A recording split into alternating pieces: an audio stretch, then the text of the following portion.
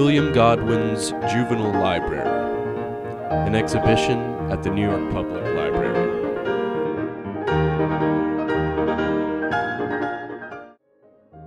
From February to June of 2010, the New York Public Library will present William Godwin's Juvenile Library, an exhibition exploring the children's book trade in early 19th century London. William Godwin was one of the first publishers of children's books to emphasize the importance of the child's imagination over his manners or morality. At a time when many worried that a child's imagination would inevitably lead to sin, Godwin believed a healthy imagination would encourage the capacity for sympathy and was the key to fostering kind-heartedness. Though he was far from the most successful publisher of children's books of the period, Godwin provides a fascinating framework through which to view the children's book trade of the time. Before he started publishing, Godwin was, as many in Britain were, inspired by the initial acts of defiance of the French Revolution, hoping that similar change for freedom and equality could come to his country. His 1793 book, An Enquiry Concerning Political Justice, made him notorious. Arguing that government was inherently evil, Political Justice also railed against the institution of marriage and spurned belief in God. It was the first true work of anarchist philosophy. Reformists championed Godwin's principles, as conservatives denounced him as a fool and sexually immoral. This political cartoon by James Gilray from 1798 shows the horrors of the Reign of Terror coming to England.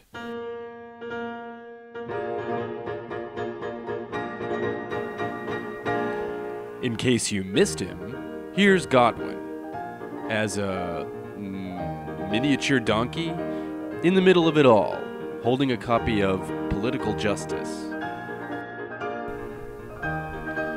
Indeed, Godwin's name had become so associated with radical extremism that by the time he started making children's books under his Juvenile Library imprint a few years later, he had no choice but to disguise his identity with pseudonyms.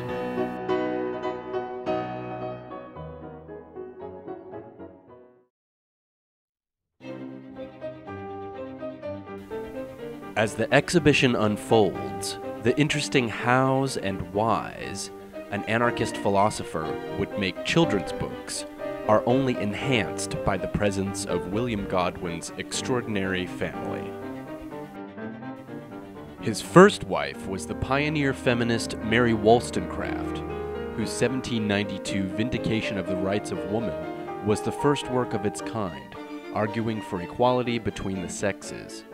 She also wrote a children's book called Original Stories from Real Life, illustrated by William Blake, which is featured in the exhibit. The young poet Percy Bysshe Shelley's politically minded poetry was heavily influenced by Godwin. Shelley sought Godwin out in 1812, becoming a disciple of the aging radical. Godwin was flattered by Shelley's adulation and financial assistance, until the day in 1814 when Shelley, a married man, ran away to the continent with Godwin's young daughter Mary. Mary Godwin, later Mary Shelley, was Godwin's only child with Mary Wollstonecraft, who had died shortly after giving birth. Mary Shelley was only 18 when she began writing Frankenstein, today arguably the most widely read and influential book of the British Romantic era. Young Mary had contributed to the production of a book for Godwin's Juvenile Library when she was only 10 years old.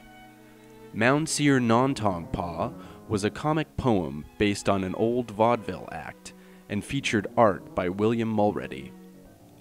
A video adaptation of Mounseer Nontongpaw is currently in production as an online companion to the Godwin exhibition, featuring the voice talent of British actor Simon Jones. Jones was named Publishers Weekly's Narrator of the Year and is known for his work on The Hitchhiker's Guide to the Galaxy. Many of Godwin's friends are also fascinating. The biggest contributors to Godwin's juvenile library, aside from himself, were the brother-sister duo Charles and Mary Lamb. The Lambs lived together for their whole lives, even adopting a child together in what Charles would refer to as a double singleness. The Lambs were well-liked and connected throughout literary London. Few knew the dark secret they harbored. Mary Lamb, in a fit of insanity, had stabbed their mother to death with a carving knife in 1796. Charles kept her from being locked away by agreeing to live with her for the rest of her life. The Lambs' most enduring collaboration for the juvenile library was Tales from Shakespeare, which has never gone out of print. In addition to the early editions, the Godwin exhibition features original artwork by the illustrator Arthur Rackham, done for an edition of the Lambs' Tales published in 1899. Another work put out by the Juvenile Library that has never gone out of print is the English translation of The Swiss Family Robinson.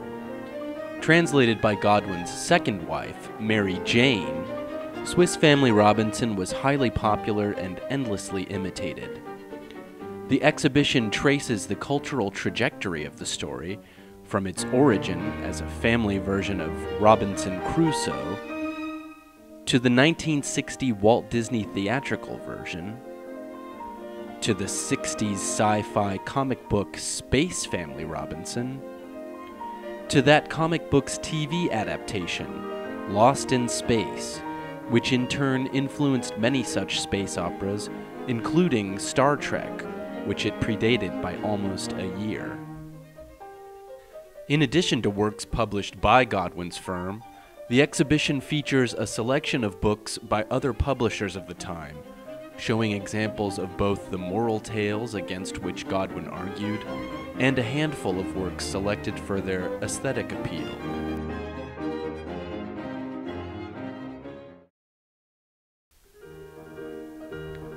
In conjunction with the Godwin exhibition is planned an illustrated lecture series on various subjects in 19th century children's literature.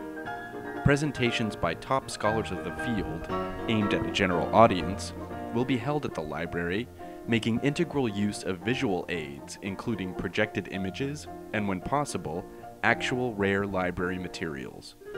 Confirmed speakers include Andrea Immel, curator of Princeton's Coats and Children's Collection, children's book historian Leonard Marcus, and leading scholar on L. Frank Baum and the Wizard of Oz, Michael Patrick Hearn.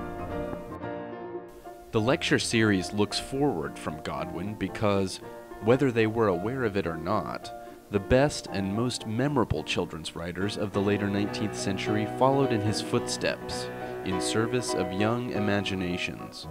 But for Godwin, indulging in the imaginative was not simply idle play. It made a better mind. He believed a good children's book should enable the child to put himself, in imagination, into the place of his neighbor, to feel his feelings, and to wish his wishes.